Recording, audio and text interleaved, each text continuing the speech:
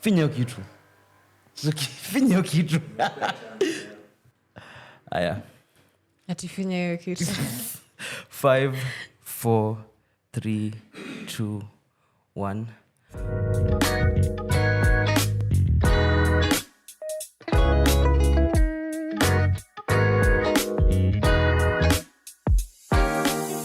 Welcome to episode 33 of Breaking Hertz. Kama kawaida, it's your boy Hafare, aka Rodney Malik Casino, aka your girlfriend's boyfriend, aka Mr. Metronome. And with me as usual is the lovely Sookie. Guy hata sikungoja umalize. Endelea. It's Sookie, aka Sookie Raga, aka Sookie.jpg, aka Uzumaki, aka Jessica Rabbit. And week 33. No, not week 33. It's week 17 of the year, but episode 33. See, Thank you for rocking with us. Tunakaribia birthday. Tunakaribia birthday actually. It's like, what, 7 more episodes? Inching. Tunakaribia. We're almost there. But Mr. Jali, we have something for you for our birthdays. Send them pesa, please.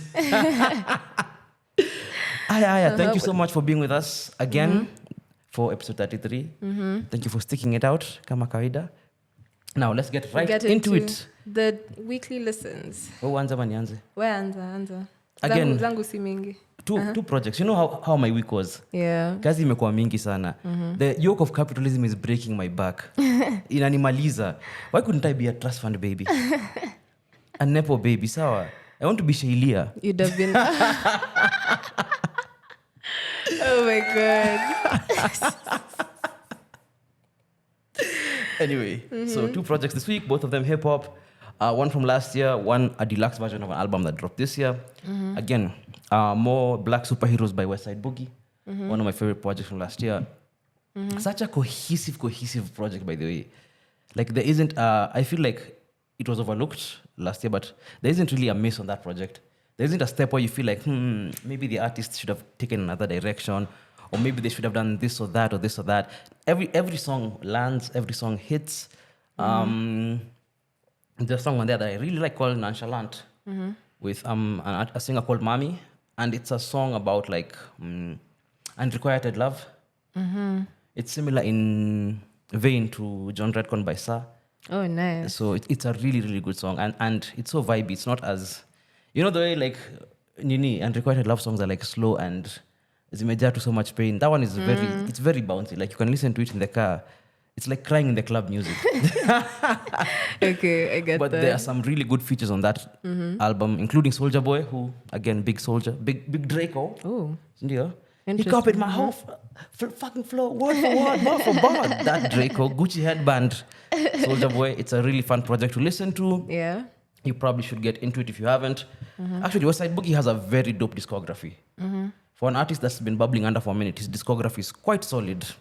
And then number 2 is the deluxe version of probably my favorite hip-hop album this year, Glaucoma 2 Deluxe by Key Glock. You weren't here that day when I was discussing it. No, I was not. Like but I saw it this morning and actually like nilikuwa najua tu. Yeah. What do you think? My favorite hip-hop album this year. First of all, fuck history of J. Cole. That man really did it with no features. Literally did it with no features at all. His beat selection is insane. Their in-house producers are PRE, Paper Route Empire. Long live Dolph, we miss you. Yeah, their in-house producer is called Bandplay. And he has this ability, and I said this before on the show, that he's like, unajua ule mse, anajua just what extra is needed. As a producer, he'll take a very regular beat and then just add like one instrument or just a sample flip kidogo, and it goes from just regular to fucking amazing. He's like Zaytoven. He's really good. Na amempatia a lot of really good beats. The original version, like not the deluxe one, came out in Feb, so I've had some time to ruminate on it. But the deluxe version came out, I feel like 2 weeks ago. And the crazy part is, it's a deluxe version. It's not like two new tracks, 9. Like, it's like a whole new album. 9 new tracks. 9 new tracks. That's a lot. Yes. For deluxe, Nini. And they are all good tracks. That's the crazy thing. Like, nilikuwa nasa because he's arranged it in such a way where there are 23 tracks. I think the bottom 14 the ones that were in the regular, then the deluxe, the first 9.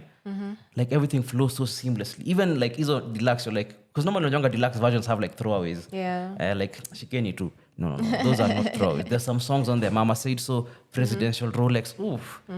Saka Free. What an intro. What an intro. So yeah.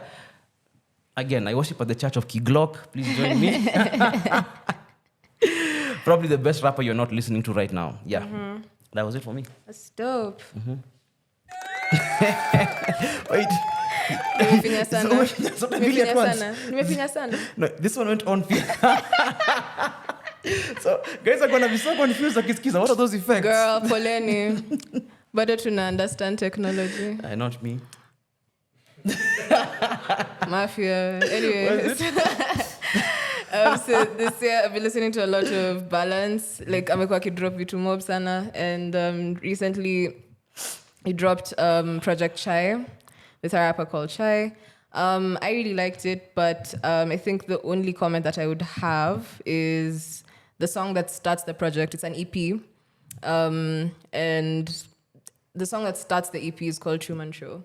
But I felt like it was a bit disjointed in the way that the songs that come after, Send Me Your Pain, Look Who's Back, The One, Watch My Step, they all have like a similar narrative and sound. And I feel like that if the Truman Show was supposed to introduce us to the concept of the project, then I don't know, it felt like by the end of the project, it kind of felt like it was floating above like a very seamlessly done project, really. So in terms of sequencing, that's really the only comment that I would have.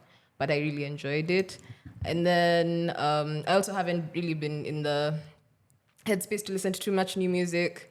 So kuna vitu mingi that nimeweka tu on the back burner. I'm probably going to get into it next week. However, nilijaribu kusikiza Pink Tip ya Lil Uzi Vert. Nikasikiza nusu, nikasema acha nipumzike.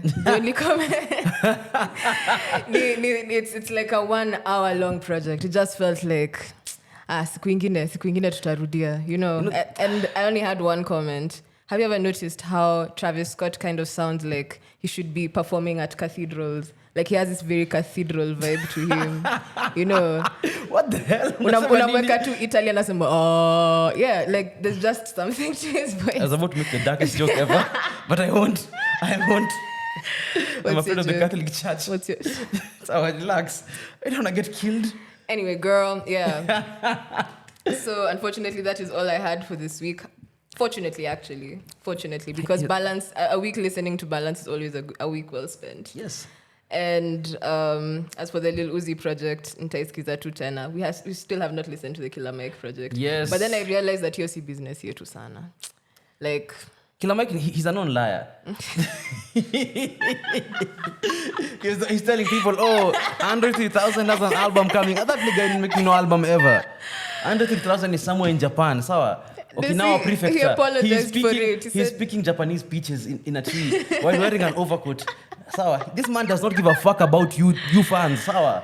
Go listen to Idlewild and shut the fuck up. But Killer Mike said alikuwa too stoned. Exactly. I told you. Akuwa nafaa kuchapa hiyo story hata. Known liar. Anyway. Good rapper, known liar. There's this. Hey, now, we will talk about it one day. The story under 3000 and the deification of him as a rapper. Ooh. There's some threads I want to pull. We should talk some people about I want that. to offend. Jukuna sana worshiping at that altar like nigga, you don't listen to anything. You're just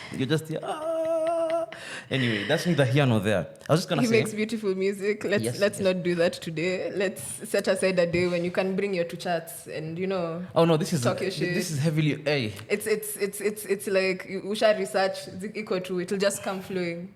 Before I was gonna say for Lil Uzi album to be 1 hour, I don't really like it because Uzi is best in short punches. Exactly. Like Uzi, you're not supposed to listen to Uzi for like 1 hour. Fanya kama Bruno Mars, 32 minutes. No, like that's eventually how I felt. That's why I said wacha nipumzike, because like I listened to like the first couple of songs and I really liked it. But like I realized that I have never like fully sat down. Okay, no, I have in the past. He had like really good projects in the past. Yeah. right now it feels a bit tedious. Maybe it's like the way that I've grown as a listener, or maybe You're older. Yeah, I'm just older. We used to listen to Uzi in 2015. Size years. Yeah, 2015 tulikuwa tunasikiza project nzima. You know, tulikuwa fiti. The Right love now tape. I really just can't. Sindio? Yes, the love tape. Sorry, I'm one of those people who like remembers projects that I've listened to based on the album art, not based on like jina project labda nitasahau sometimes, but the way that the project looks, it's always in my head. I wish there was a way to speak in paintings. It's weird. Really? I wish I could. That sounded a bit poetic. I wish I could narrate my Accidentally stories through poetic. photography. Anyway. Uweka gani? Usijali. Itabidi uwatch kitu. You have to watch it now. Anyway. Umekuchunga. Anyway, we had a great weekend. That is what I'm recovering from currently. I am Blankets also and recovered. wine, you I will had a always great be week, famous. actually. I had a great week. From Monday. Yeah. I told Okay, you, yeah, I you had did a have a great top tier week. week.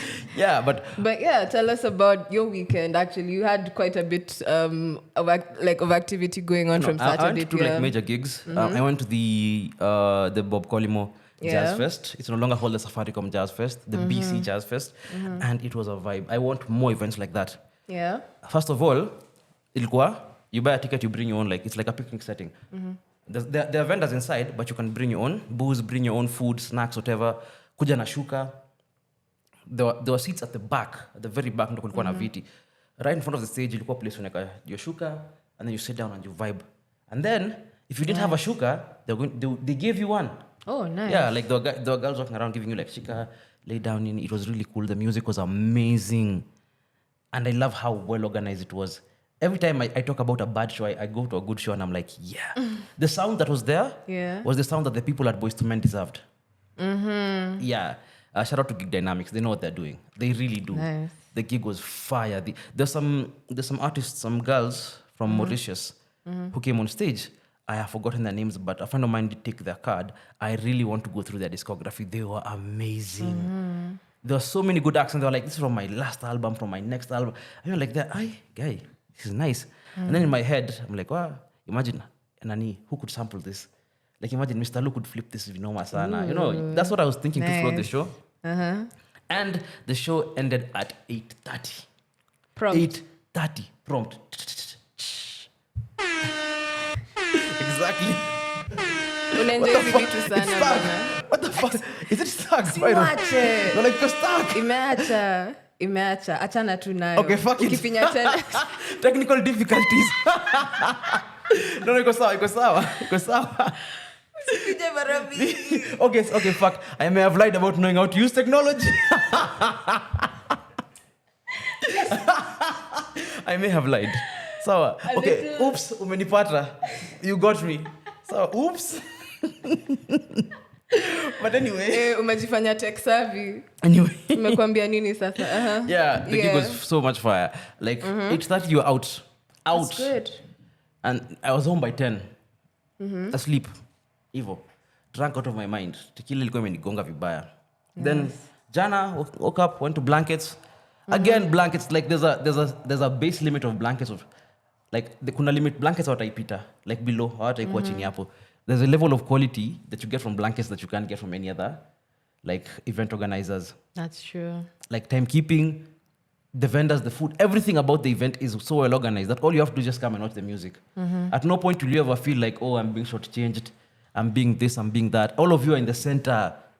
All of you, everything else is on the periphery. Hakuna ati here are the halves, alafu kuna separation, alafu ati nini ni the halves nusu, ni the half nusu kwa nyuma, suffer with bad sound. No, everything was really good. Yeah. And the performances were amazing. Nameless, shout out to Nameless. Nameless brought out Mr. Lenny. That was nice. Brought out Wahoo. That was amazing. Like Mr. Lenny came out and I was like your set by there, I felt like it felt like a dream, honestly. And the thing is, ukitaka kujua Nameless akona catalog. Yeah. Hakuna ngoma alituimbia tukua tunajua. True. Every song. True. Hit after hit. He brought out Habib. Oh my God, He brought out Habib, yes. Like we show every single person. And then Calligraph did his thing. Calligraph with a band is amazing. Really? Yes. Calligraph with a band is amazing. I was telling somebody I really wish like Calligraph would meet Octopizzo's producers one day and give us the most amazing album ever. But that's neither here nor there. But the set was amazing. Kabisa. The reverse Nas thing stands. Sindio. But Sasa, I didn't finish Ben Soul's set. I had to leave, unfortunately. Ben Soul's set was amazing. Yeah, but I did see our good friends had the band. Dex was there. I know Ben Soul kills it. I watched to a point. I know he kills it. How was it? Tell me about Ben Soul's set. What I remember of it, it was very good. It was very, very good. I feel like the thing that I probably missed out on was I really missed out on Maya's set. Like, for real, blankets don't play about time for real. But like, you know, I feel like I missed out on something that was probably very beautiful. I really love watching Maya live. For sure. I had the performance was really good. Did you get to see Costa? No, I didn't. Tulingia na wewe event. What do you mean? Commandos, checky. Ask me about who I got to see. Tulikuwa na wewe. You know exactly who I saw. Basi tunaambiana nini? No, like apana. Sini podcast. No, apana si like to discuss the act. But sijui aliingia saa ngapi? Like aliingia before tufike. Yeah, right before. I think tukifika hivi was when Costa was finishing his performance and then Maroon Commandos went up. I remember Maroon Commandos, yes. And then Motoria's set was also very good. He brought charisma. Yeah. He brought Erosh. That was really good. They're like, hey, I'm a superstar bana. Wow. But yeah, it was a really fun weekend. Do not miss the next Blankets, by the way. Do not miss the next Jazz Fest. Do not miss your local gig at your local place. So support Silas Moende, a big international event, or pay 4,000 a ticket, which we still do support. All artists get paid. And like if your local like a coffee shop has a open mic night, go support the artist. Go to the Mist on Fridays. Support your own the artists like own events. Support the artists you like. Yeah, because that's the only way they're making money. Which brings us to the next topic, Mahalia and Asylum Records. I think that was the thing that struck me first, that like e-label inaitwa Asylum. Imagine. It's a bit mad, a bit on the nose. Let me even just... But yeah, some context about the tweets. So let me just read the tweet. Mahalia tweeted, and I've been listening to Mahalia for like a decade almost at this point. She said, I've been signed since I was 13. I'm 25 now. Which basically means I've racked up 12 years of debt. And I have never made a penny off my own music. 100 million streams with all my money made going to my label. This is standard practice in most major label contracts. Yeah. And who was the other? Nani juzi alikuwa anasema? Rina Sayawama. Yeah. Alikuwa anasema that like she hates the label she signed to. Because they always are racist, but anyway. But Mahalia had like I feel like she addressed like a lot of other things, Pia, like the support that UK rappers get in comparison to like R&B and soul singers. What else did she say? There's somebody asked her, why did you sign to the label? Like 12 years ago, that's kind of what every artist did. I was young, it was also crazy. She was 13, yeah. Yeah, to be from such a small town way out of London and have labels offering me a deal. There was a time when signing a deal was what most artists did. If it was now, it might be a different story. There was somebody who said, I can't remember who it was, like he's a hip hop legend, somebody from the 90s. It's not somebody from De La Soul. I'm trying to remember who it is. But he was asked, it was Fonte. He was asked what he would like if he was given, if he had $5,000. He said, if I had $5,000 at the beginning of my career, I would never have signed my deal. And it's so crazy for people who look at artistry in the way that it's a job like any other. And remember, if you're working, if you're not working for yourself, your boss is fucking you over. That is a guarantee that you are not getting what you deserve from work, no matter where you work. Unless when you're president or something, you are not getting what you deserve from your job, because they're always trying to fuck you over. It's all about profit. And Mahalia brings such a good point where, like, do you think that the dynamics of signing to a label have changed in the past, like, decade? Because she said that she signed to a label because that's what you did. Right now, with the discoverability, she signed to a record label before streaming was a thing. Like, right now, with the discoverability, like, artists have, and the tools afforded to them. Do you think like signing to a label, is it as important as before? I don't think so. I think a lot more indie artists have been coming up in the past. Sorry, nitaweka hiyo nini kidogo.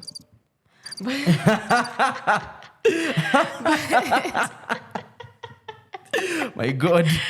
However, no, like I feel like a lot more indie artists have been cropping up because of streaming, actually. Oh, for sure. And also, if she still has to do like the same legwork of getting people to like pre-order her projects and stuff like that, and she's still racking up debt with them, then maybe she didn't have to sign with them at all. Yeah. She can just share by herself. Let me just give you like a breakdown. So she says she got 100 million streams. Ndio? Just let me divide this here. 100 million divided by 3 million. Sorry, I'm doing a bit of math. Okay. That's not that much actually. Because I was trying to figure out how much is made of Nini. How much is made of streaming. Because I know if you get a million streams is 3,000 USD. But that's before like Spotify take their cut. That's before the label takes their cut. So like 100 million streams is like $3 million of streaming alone. Like if I was to like quantify it like that. But still, for an artist in any position, $3 million is a lot of money for anyone. So if you're an indie artist and you can hit 100 million streams, that's life-changing money. That's move to LA money and start a proper career money. But meanwhile, she's like not able to make rent. Where? Like Ali rent vitu mob actually. That's I was talking about the support that UK rappers get because I feel like was it last year there was a certain award show in the UK that didn't have any black representatives for like the R&B soul act, and Mahalia was also complaining about that. So like, is it like a complete barrier? Is she being buried under all of these things? Not being able to make money because of the way that the label is controlling, like her income. Is she also dealing with like a very strategic? I don't know. I feel like that's getting into a sociological issue. The industry. No, you know for a fact the industry is shady. If she decided to break away from it, would she still be able to make it? Is my point. Like the factors that you stated seem to defines what you. Okay, yeah. I feel like at this point we need to define what making it means to her.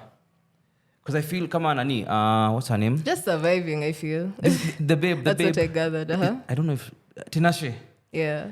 Tinashe left her label and put out an amazing album. Has this song called Bouncing that is really one of my favorite songs. But do you think like, does she feel like she's better off now where you can control what you create and you can put out and you can make something back compared to when you're with a label? I understand the appeal of labels, by the way, I really do. Labels take away everything that you have to worry about as an artist. Distribution, so you marketing, everything. Where just go to the studio. But at the same time, the reason labels suck is because labels are not run by music people. Labels are run by money people. Exactly, by money people. So as a label head, you can sit here and be like, okay, so we front you like $2 million. Maybe that's a 360 deal. So you have to pay us back. You have to pay us back the amount we fronted you, $2 million, plus the interest, plus interest on that amount. Before now, you start making money off the music, and plus your persona make, there's still a revenue cut for us. So if the 360 deal is really bad and you can't make money back, the label writes you off, and you're stuck in a loop where you have to keep paying and paying them. But the label is always in a position where we have to make the most out of the little we put in. So if they give you $2 million and then you bring them back an exploratory album of your visual style and feelings on a Sunday afternoon, like that is an album you made for yourself. They are not going to approve it. You will be stuck there. We need a hit because they're putting money in, they're expecting money out. And that is the biggest issue with labels. The fact that once they invest in you, they expect a ROI.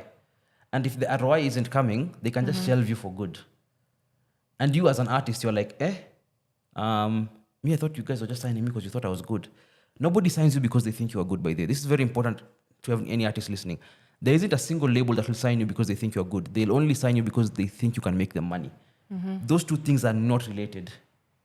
You being good, you being good and you making them money are two completely different things. You can be good and make them money. That is good. hiyo ni poa for them. You can be bad and make them money. That's okay. If you're good and you don't make them any money, I'm sorry, you're not going anywhere. You'll be stuck in a circle on Twitter, ranting and raving and telling people. People keep asking you, where's the album coming out? Where's the album coming out? Damn, hata mimi sijui. Ndio. Hata mimi sijui bana. The label is designed, it is a profit-making machine. The yoke of capitalism will kill us all in the end. Ndio. But I really feel bad for Mahalia. She's in that position where people are waiting for music. You are making music. The label is telling you, fuck off. First of all, you owe us this amount. And kwanza you're the whole point of not being able to make rent. That's stung. You're a superstar. Yeah. Unatembea mtaani wasa wanakugotea Mahalia, oh my god, fridge yako iko na nini? Kumbe ni jina kubwa. 2 liter ya maji. But not jina kubwa. She's very talented. Yeah. I feel like she should definitely get her worth. Oh, for sure. And we hope maybe like her situation changes. And the situation in the industry in general changes because artists need to get paid what they're worth. They're fucked over already by streaming. Have you, by the way, if artists had a union, like a writers' union, would they like strike? Yeah, definitely. I guess strike, like pay us more. The way like the writers' union is striking because of Netflix.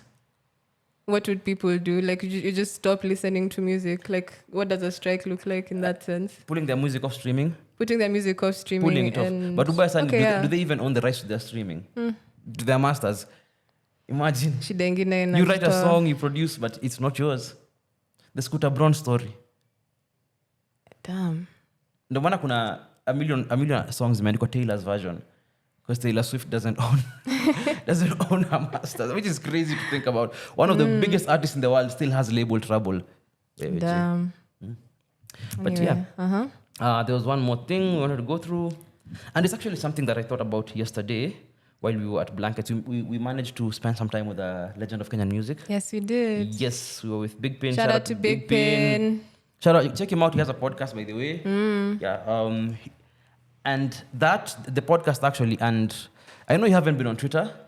Yes, I have not been online, but there's something that you're telling me about Joakali and the different ways that artists build community, have their own hit stories told. I thought that was really interesting. So tell me about the threads. Like the threads, basically, I don't know how it started. I think he just did one. He just did one thing about how, I don't know if it's the first one, about just like giving Jimmy Gathu like the CD a play, and guys really resonated like, eh. Then he started telling more like, oh, this is how I got my first gig here. He said that one time he had gone to an agency thing, he had been invited. He had an affair. But like he had affair, but alipanda mat, he went there, and then those ladies asked him, what do you drive? What car do you drive? And then at that moment he knew he gigs party. And then like 2 years later he got like another gig, and then that's how he continued moving in the game. He talked about how he ended up headlining Generation Jipange, which was not the plan. It's actually Clement and John Kiari, KJ, who actually told him, weka pali uko. He was at Carnival playing another gig. He was supposed to ingia, then Mr. Vegas to finish. But they told him, baki pali uko. We're going to, like, tuko Kenya, wendo nafunga. So Mr. Vegas had to perform because Joakali wasn't anywhere. So Joakali shows up after Mr. Vegas on stage. So he had to go on last. He's talked about like how he ended up being on stage with the game. It's such a treasure trove of stories and an insight into how the industry used to work back then. Yeah. And you can use it to draw parallels to how it works right now. I feel like we need spaces, more spaces where these people, artists actually, like elder statesmen in the game, guys like Big Pin. Like I would love to hear from guys like Necessary Noise, Nini. Like how has it been? I know everybody's trying to rebrand into like a thinkfluencer squeezy, you know? That you're the thinking man's version. Sometimes you just want the stories of why we like you. Yeah, remind us. Like, because Joakali has just gone on Twitter and used the most of the Twitter blue he pays for to write like 4,000 word long threads. Wait, you Lipia? You have to pay for Twitter blue. Like an honorable man. Yes, he deserves it. Yeah, like it's his money after all. So, but yeah, he's been telling us some real dope stories, and I feel like as Kenyans, it's a way to use your limit your limits well. Yeah. Your 600 tweets a day limit. Mnaishi aje?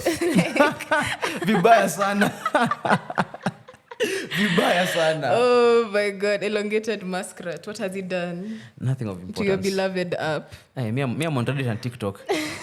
And TikTok really is mining my data because recently nimekuwa kinyosha videos zingine that are very this for you page really is for you. It really is Niako. It is not we are not pretending. The algo knows what you like. The algo knows what you're going through. Wait, I was trying to get the right one. No, that's not the right one. That's the applause.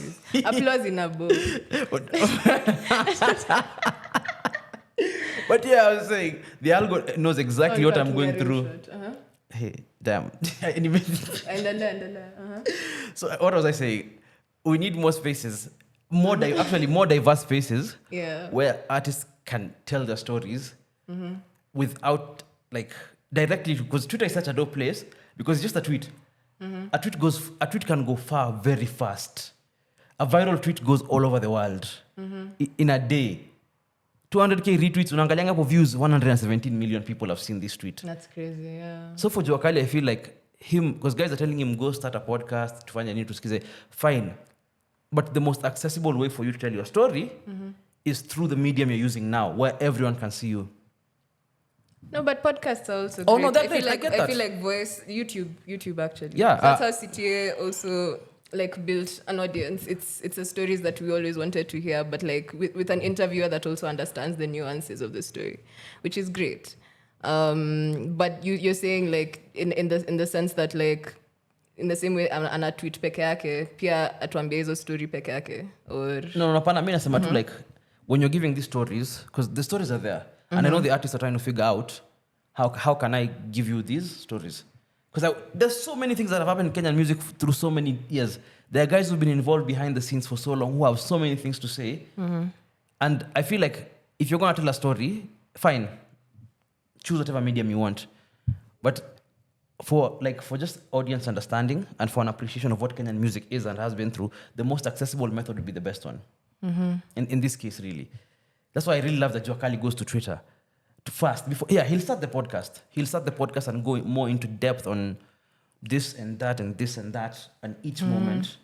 But the fact that he can just write, atamka asubuhi aseme, tulienda Nigeria, road to mamas, tulitoka nje ya nini, airport ilikuwa inanuka vibaya sana, tumeenda Abuja. But pia TikTok, si ulisikia stories za nani DNA, you remember? Oh yeah, pia TikTok is the more accessible, the faster your content can spread, I believe the better in the case of storytelling. Yeah, exactly. In the case of storytelling, because it's something you want as many people to hear as we can. Hivyo tu. I like the Twitter threads. I remember there's a guy that used to tell stories about his time in prison. You remember? Like, I didn't know so much about prison until I saw that guy's tweet. But do you know one of the craziest moments in my life? And this is such a weird thing to say, is when I found out that not everyone knows somebody who's in prison. Yeah, not everyone, Mother, but... Like where I'm from, everybody knows somebody who's in prison. I don't. Byron, do you know someone who's in prison? Who has been in prison? Not who right has now. Been, who like has been? Before? Yes. Nah. Damn. Nah. You live in the ghetto? What the fuck? I mean, girl, you do I live in the ghetto? Am I poor? Check it. Usijiulize hizo maswali. No, like it's a valid question because like it was a thing. I was like, oh, but Nani, so you know Nani did 3 years. Alikuwa 3 years. Labda wanafanya white collar crimes pia. Alifanya 3 years in Busia. Oh, okay. That is a stone cold criminal. But anyway. Was. Anyway, he's reformed now.